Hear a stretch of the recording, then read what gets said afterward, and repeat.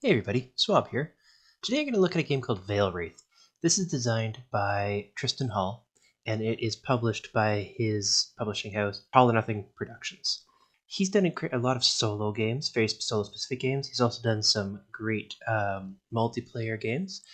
I first just found out about him with our first Kickstarter games that he published on his own, Gloom of Kilforth. And today I was flipping through cards for the sequel to that game, Shadows of Kilforth, and some of the art made me think about this game that's coming, so I thought I'd play around with it on Tabletopia today. In Veilwraith, we are playing as a Veilwraith, and the idea is basically that the world has ended in a way, and all there's kind of is this world of shadows. A Veilwraith is able to cross over the veil back and forth between these seared lands, this world of shadows where everything is kind of grayscale and monochrome, and we are crossing over into the seared lands to find these 5 keys. And we're going to collect up these 5 keys with the goal of crossing back over across the veil and bringing light and life back to our world. So we're currently crossed over into the seared lands. Everything is kind of monochrome. It's full of lost souls. It's full of monsters and demons. And we are hunting for these keys. One of the big things we're trying to do is we're trying to work through this threat deck to find the keys.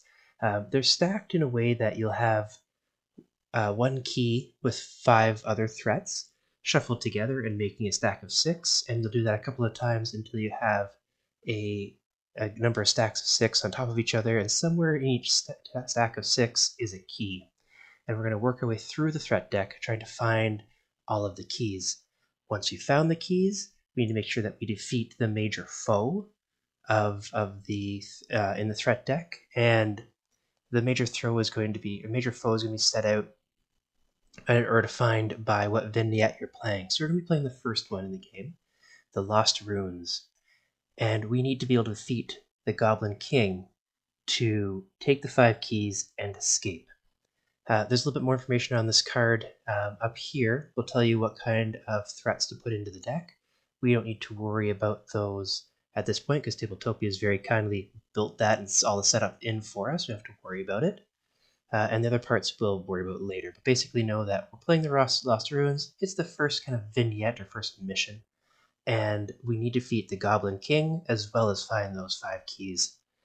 The other thing we have to do is we have to be able to escape with the 5 keys through the portal. And once we've collected up these keys, this portal is going to come into play. The last thing to worry about is if we go through the threat deck and we have not collected all 5 keys and defeated the Goblin King, we're going to reshuffle the threat deck, but we're also going to add an Archfiend.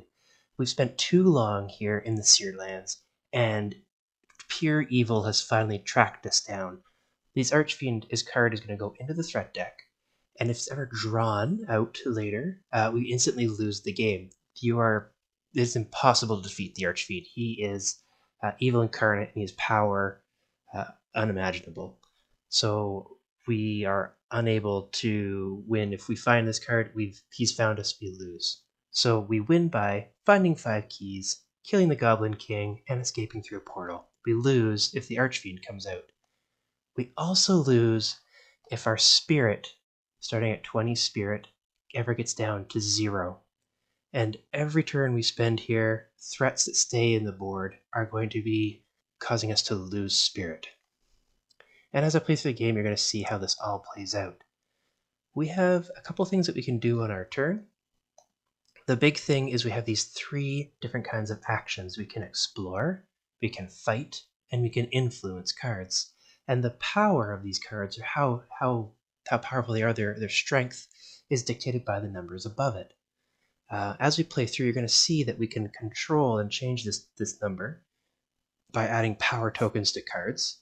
And we can also change where things sit in this sequence, because every time we use a card, we would exhaust it, and it will cause every other card to move the cycle. It's always going to go down to the bottom, and then the other cards will shift up. Once we get to our turn, we can start doing actions. I'll walk you through all the different choices, but this gives you a high-level overview of what we're trying to do. So without further ado, let's get into the game. We've just entered the Lost Ruins, and we are going to explore the threat deck here. Pull the first threat off the top. You'll take a look, and the first threat is kind of a positive thing, really. It's a lost soul of a healer. We need to use 4 influence, so some way to persuade or manipulate this healer to have their soul move on, or to find peace, or whatever we have to do to help them through this crisis that they are in. Every turn that we are unable to do that, we are going to be losing 1 spirit. Down here you'll see that there is a spirit symbol. For those who've been paying attention to what the spirit looks like, you might realize it's a spirit symbol. The spirit symbol, when we defeat this enemy, which really just means help them move on through our influence, we'll actually gain a spirit. So we can deal with this step quick enough. It's not going to do as much damage, it's actually also going to heal us. Now, there are also a lot of cards in the center will have a when played ability. This healer's when played ability is not super helpful for us right now. Its played ability, as soon as it comes into the threat row, it's instantly going to heal us 1 spirit. We already have maximum spirit of 20 spirit. I don't believe we're able to go over that, so we are not going to gain the benefit of this cure. Okay. After we pull a threat, we are then going to draw a memory card. We're aided in our quest by these memories. Memories are either things that we remember from long ago, from before the world was destroyed, or they're just memories that float and exist in the world from stories that give us powers. So here we have the Memory of Heart. This art you might recognize along with some of the other art you've already seen. If you've ever played the Killforth games, some of this art is reused. I can't remember how much it is, but it's really used, I think, to great effect. Tristan Hall's found some amazing artists that he's collaborated and worked with, and the fact that he's reusing some of their art, I think, is fantastic. It's great to see it again, and it's often cropped and changed in different ways, and then throwing this monochrome grayscale over top really changes kind of how the art looks. Anyway, so we have this Memory of Heart, and we can play memory cards to aid us, and they'll give us different abilities. In this case, the Memory of Heart card, when we play it, is going to give us an additional use action.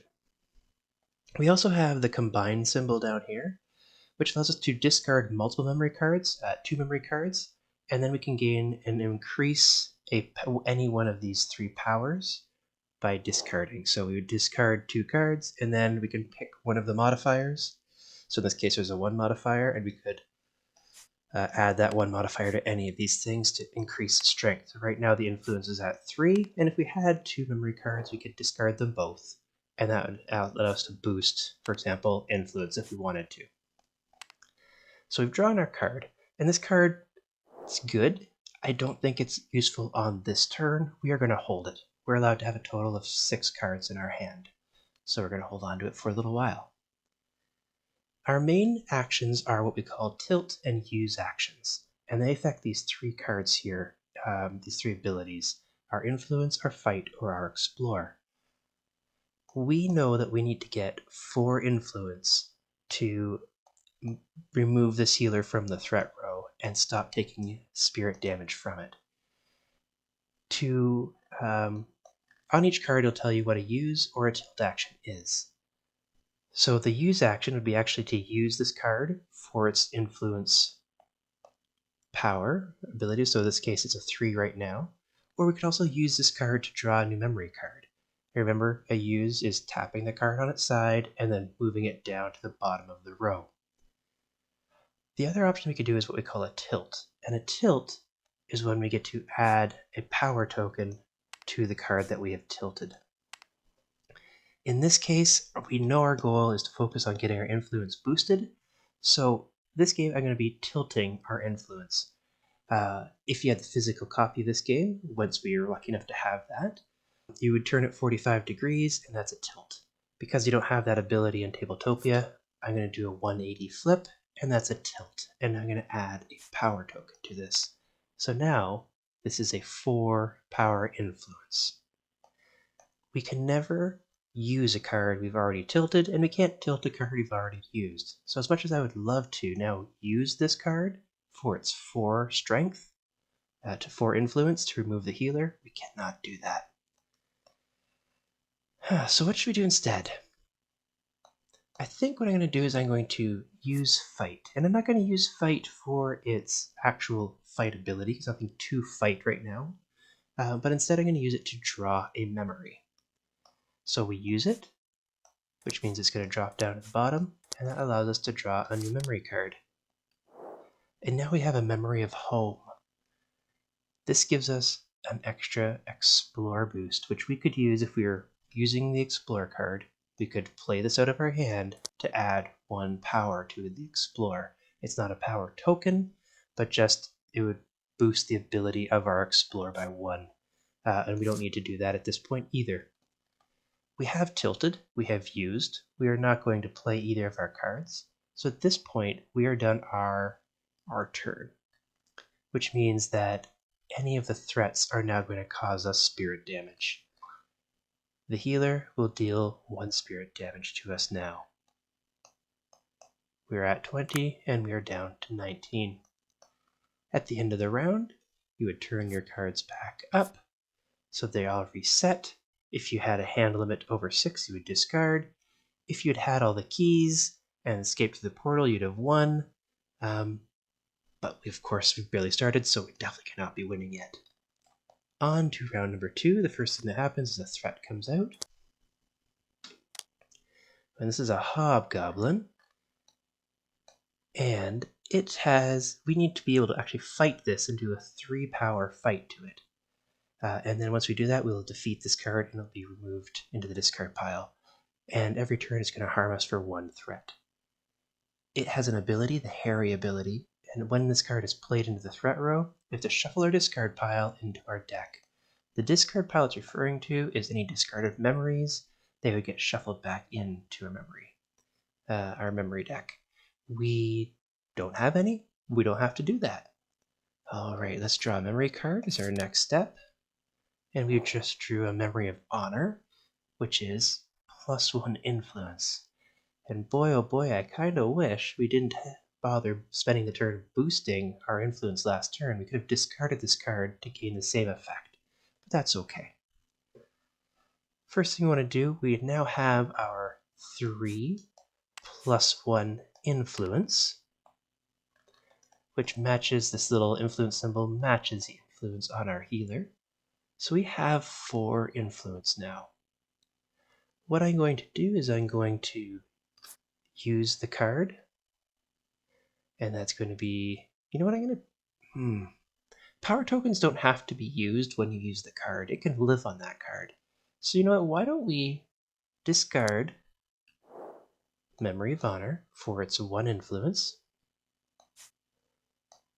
So that'll be 1 influence there, plus the 3 standard, which is enough to destroy the healer. That's a total of 4.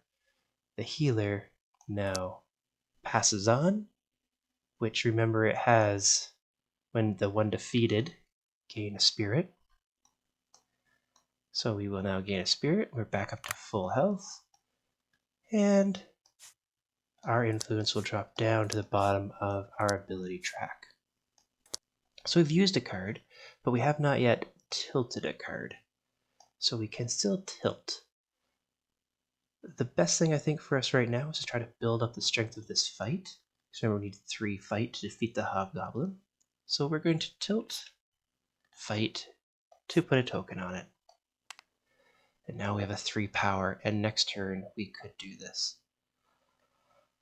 At this point, I think I'm happy with what we played out, and so the hobgoblin is going to deal 1 damage to us.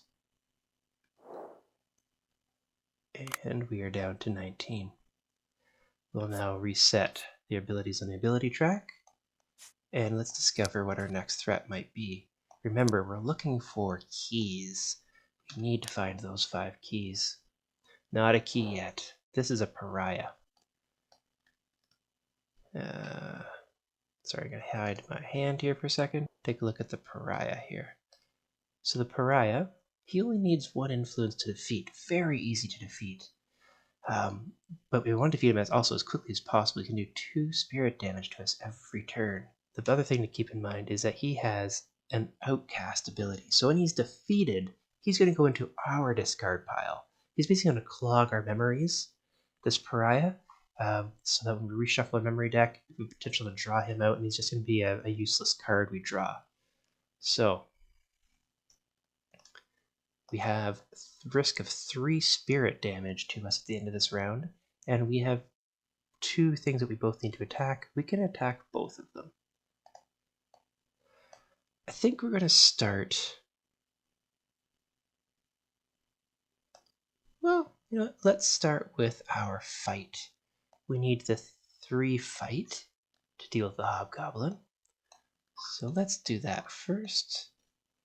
We are going to use the card, and it has a base power of 2 plus 1, which is the 3 we need to defeat the hobgoblin. And this will now go down to the bottom of the track. And I would really like to get rid of the pariah at the same time. Remember, you can only do 1 use or 1 tilt action per turn. However, we do have this memory card, which lets us do an additional action. So the use 1 additional available action. We are going to discard this card to be able to do a second use action. So let's discard Memories of Heart. See if I get that nicely piled up. And that's going to let us do a second use. I'm going to use our influence for 2. I'll keep that that extra bonus 1 on it because we don't need to use it. And we know that that is enough to defeat this card, so we're going to add it to our deck of 3 cards, or our discard pile, rather. Just like it tells us to do. Defeat, place in your discard pile. There it is. And finally, we could do a tilt action still, so let's tilt our Explorer and put a token on it. We're very fortunate we have nothing in our threat row to deal with. We've done our uses and our tilts, so we're going to clean up. And we don't take any spirit damage, there's nothing there, and we're going to move right on to the next turn. Let's see what comes out next. A Goblin. Alright, so this Goblin, we need 4 fight to defeat him. He's going to do 2 damage to us every round that he stays out. And he has a defeat ability, so he's a coward. When he's defeated, we'll take him right out of the game. He doesn't go to discard pile. He would go right back into the box if we had a box here. Let's draw ourselves a memory card, and let's see what kind of memory this brings us. A Memory of Veil. An excellent memory, boosting our Explorer value by 2. We really need some cards to come out of the threat deck to have Explore, because we have a lot of memories now that do Explore. We really need to get 4 fight. That's our kind of main goal right now. We're at 2 fight. There's really nothing we can do about that at this point. So let's tilt the fight to add a power token to it. And you know what? I hate to put the Explorer at the bottom because keys, we're looking for keys, correct? And a key should be coming out fairly soon. And keys usually use Explore as the action to kind of gain the key to our hand. And they usually have a high Explore value. So putting the Explorer, by using it and putting it down to the bottom of our track, we're kind of mitigating how useful it is. But I also really want to get fight boosted up to deal with that Goblin. So let's use our Explore card, not to do its Explore strength on a card, but to actually draw a new memory card. Remember, we can have up to 6 of these. We might as well draw as many as we can. Memory of Knowledge lets us swap any 2 actions on the action power track. So if we really need to get Explore back up to the top power, we can play this card and we can swap those 2 on the track, which is a nice way to kind of get some more control of what's going on. Alright, we cannot do anything else this turn. We've done a tilt, we've done a use. We are going to take now the 2 spirit damage from this Goblin. We are down to 17. And now we'll reset our cards. And let's see what the next threat coming out is. We must be getting close to a key. Oh, there it is. Key of Power. So as you can see, it's going to take 5 Explore to gain this key. And it doesn't do any spirit damage to us. while it's in the threat row. It's just going to sit there idly by until we explore it and find it and take it to be our own. The Key of Power, you can also see, has a flip and a tilt ability. This is because once we spend or use our abilities to gain this card, it becomes a card that we have sitting on the table that we can tilt and flip. Once a key has been flipped, it cannot be used for anything at all, and a key can only ever be tilted once. It cannot be untilted at the end of an action. So usually with a key you want to be able to tilt it to use its tilt ability, and then eventually we need to then flip it to gain its fight. Well, I think we need to get rid of this goblin. So let's use our fight for a base of 3 plus the 1 of the power token to defeat the goblin. And because he actually leaves the game, put his own little discard pile here of cards that are gone. And now this will move down the track. Our Explore right now is 2 plus 1 is 3. And we could spend a Memory of Veil to get 4 or 5, which is enough to gain the key. The problem being we cannot use this card. We've already used a card once. We can only use a card once per turn. So next turn we'll definitely be wanting to do that.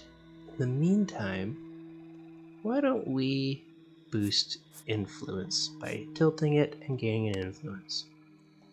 That's all I really want to do in this turn. The key we know doesn't do any damage to us, so there's nothing in the threat deck to deal about. We're not going to take any spirit damage, fortunately. So at the end of the turn we are going to reset our cards.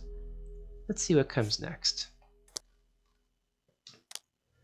Ooh, a Mystic. It only takes 3 influence to get rid of this card, and it's going to do 1 spirit damage to us every turn.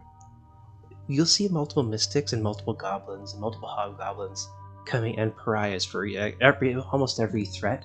We'll have multiples in the deck. However, they all have a little bit different tweaks. Some might take more of a certain ability to get rid of them, some might do more damage. So you do have to make sure you read every card. Even though you'll recognize the art for the Mystic, you'll need to make sure you read the actual text. Now, it has a mystical plate ability.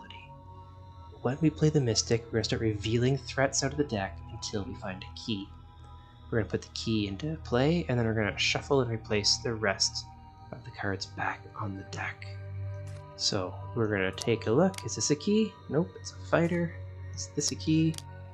Yes, it is. It's a Key of Sight. So this fighter is going to go back. We're going to deal with him next round. I should have read that, but that's okay. It'll be a surprise for us now. And it should be useful. The Mystics, that little bit of Oracle, Divine Insight, we could have seen was coming, but we ignored the Mystic's words. But we did find the Key of Sight. It has a 6 Explore, and now we have 2 of the 5 keys that we need to gain out in the threat row. Alright, so we have played out our threat row. We need to draw a memory card, and we've gained a Memory of Blood, and this is 2 fight. Very nice. I think the first thing we need to do is to deal with the Mystic. We always want to make sure that we're not taking spirit damage whenever possible. So this requires 3 influence. Fortunately, our influence is already at the top of the track. We will use it, and that's going to raise our Explore and our Fight. And that was 3. We don't even need to get rid of the power tokens. That's excellent. And the Mystic is discarded. Now, we have enough Explore. If only we were allowed to do 2 use actions on a turn, we could actually get a key this turn as well. But no, we can't. We win some, you lose some. I don't think anything's going to let us. No, that's a swap, and those are powers. So we got to tilt something. We have 2 keys. Together we need to have 11 Explore to get both of these keys. So why don't we put another power token on our Explore card. That's all we can do on our turn. So we write everything. First we check to see if we take spirit damage, which we don't, because no threats to us in that right-hand section of either of these 2 cards. And then we write our cards, and write our abilities, and now we're back to the top. We'll draw a new threat. it's going to be that fighter. Okay. He is a we have to do 5 combat or 5 fight to him to get rid of him. He's going to do 1 spirit damage to us every turn. And he has a plate ability. Ugh, I really should have paid more attention. 1 blade, remove 1 power token from your influence action. So our influence action, it was full of power tokens, and we just lost 1. We don't have enough fight to deal with this fighter. Even with the memory of blood, that would still only get us 4. So we're definitely going to use our explore this turn. We'll use the 3, plus we'll use this card for the 4/5, and that'll be enough to grab the key of power. So we will tap it, or use it rather. We will play our 2 explore. So there's 2 explore, 3, 4, 5 explore. And that's going to gain us this first key. Keys we can use throughout the game, so I'm going to put it I'll put it here for now. So it's an easy spot for us to see, and if we gain more cards, we'll maybe move those around. But we've now gained the key of power. We could flip this card to gain a fight. We could tilt this card for use 1 additional available action. So for example, like another fight, which actually would be great. Let's do that. We are going to tilt this card right away, and that gives us an additional action. And we are going to use an additional use action for a fight on the fighter. The fighter has 5 fight. Our fight's at 3, but with our memory of blood, we can actually do 2 more. So there's 5 fight.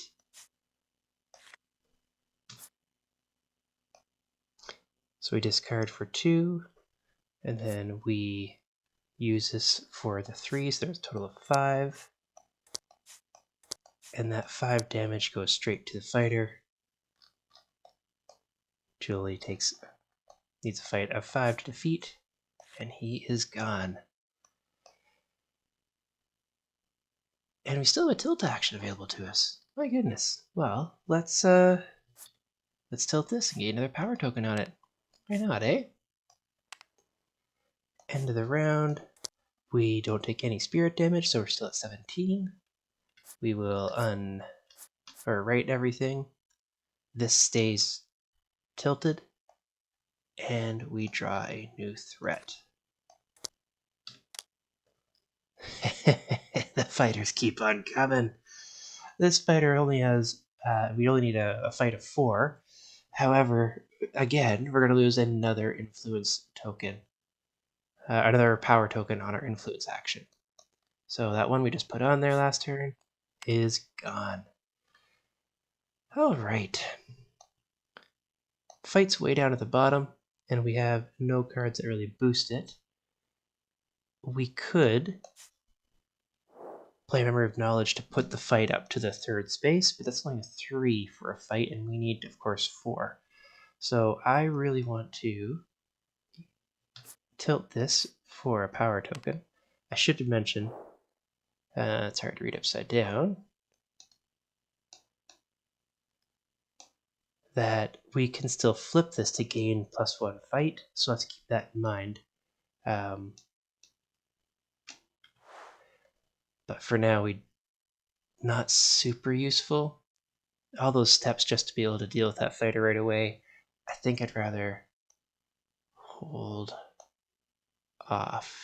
Or would I? Well, I've already played it. We're just gonna roll with what I played out.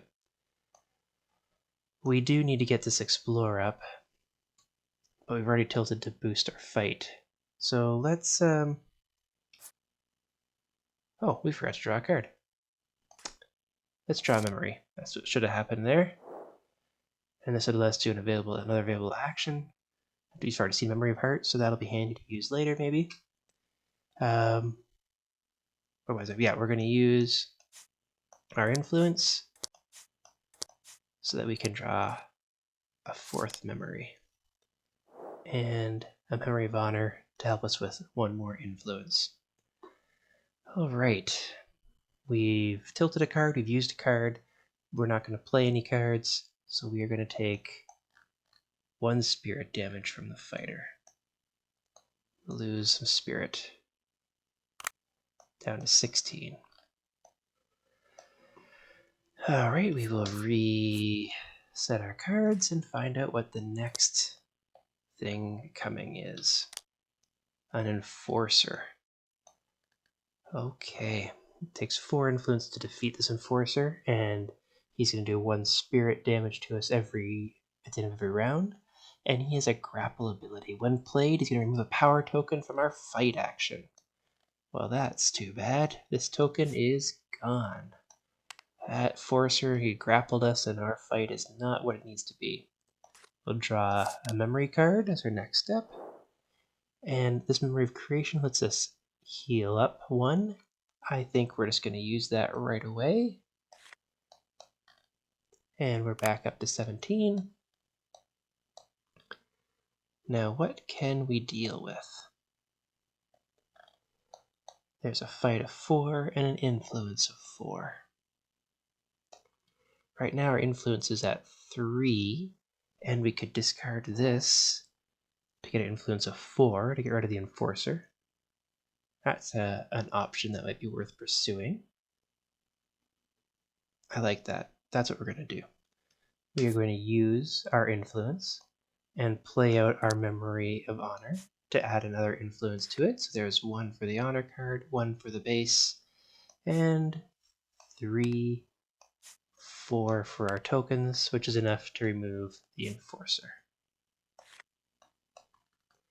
We still have a tilt ability available to us. Why don't we tilt our fight? Alright, there we go. I'm happy with where we are, so we are now going to take our spirit damage. We take 1 spirit damage, bring us down to 16. And we then write our cards and see what the next threat is. Another pariah, and he only takes 3 influence to defeat, and he's going to do 1 spirit damage every turn, and he has the outcast ability. When we defeat him, he's going to go and clog our memory deck. And let's draw a new memory card. Alright, it's the second memory of knowledge that we have, which lets us swap 2 actions on the action power track. At this point, we have 1 explore here, plus the base of 3, plus the 1 power token, that's 5. We need 6 to get this next key, so we could tilt it to gain that key. We do need to deal with all these threats coming out. Unfortunately, the pariah needs 3 influence, we only have 1. And the fighter needs 4 damage, and we only have 3. This does mean we could use Memory of Knowledge right now. And I think we will. So we'll play Memory of Knowledge, which lets us swap 2 cards, remember that. Swap any 2 actions on the action power track. And I'm going to increase our fight. Will I? No. We're going to increase our influence. Or we're going to swap our influence, rather, for the Explorer. Alright, now we're going to use our influence, the 3 influence, to remove the pariah. He only needed 3, and he's gone. And of course, we do that. Everything moves on the action power track. That means we finally are at the 4 that we need. Clear that up. But of course, oh, we did just draw this additional use action. So let's do that. Let's also play Memory of Heart. You remember that this card lets us do an additional action. So let's also use Fight. That is 3 plus the 1,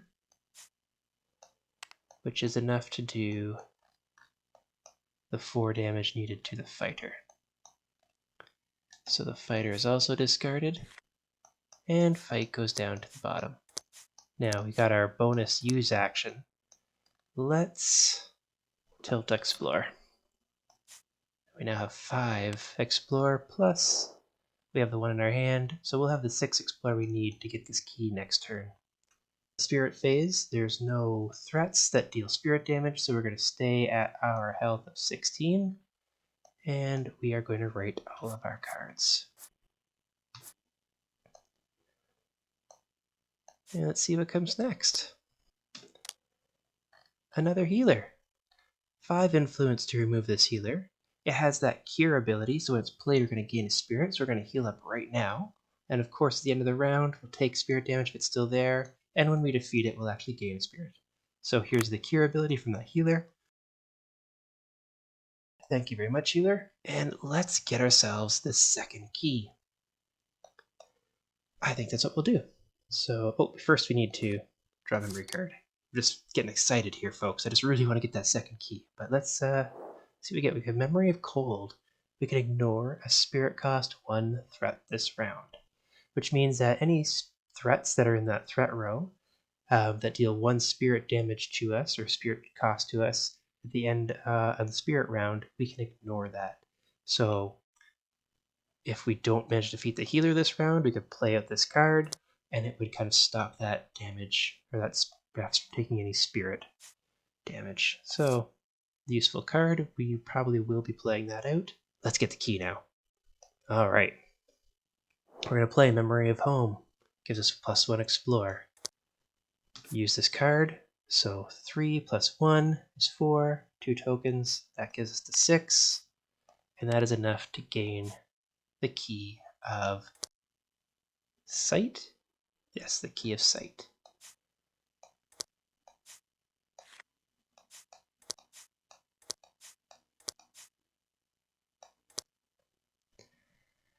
And now we know we need to be able to get 5 influence to deal with the healer. So let's tilt this card to gain its power token. So it's at 4. We're getting closer to what we need to do. Let's take a quick peek now at the key of sight. The tilt action we want to use first, and that's going to give us an extra additional action, so that's great. And we can flip it to gain an explore. I like that. And of course, this we're going to flip to gain a fight. Alrighty, at the end of this turn, we are going to now take the spirit damage from the healer. Down to 16.